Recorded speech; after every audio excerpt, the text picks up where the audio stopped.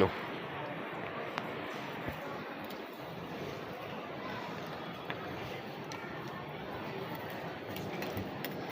খাও, এদিক ফিলে খাও, আমার দিকে ফিলে খাও।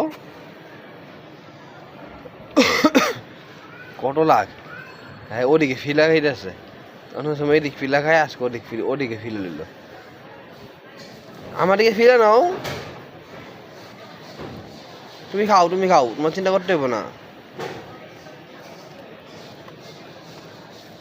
অনেক লাখ করছে আমার গুরু বলা, খুলে দিয়ে দাঁড়ালো।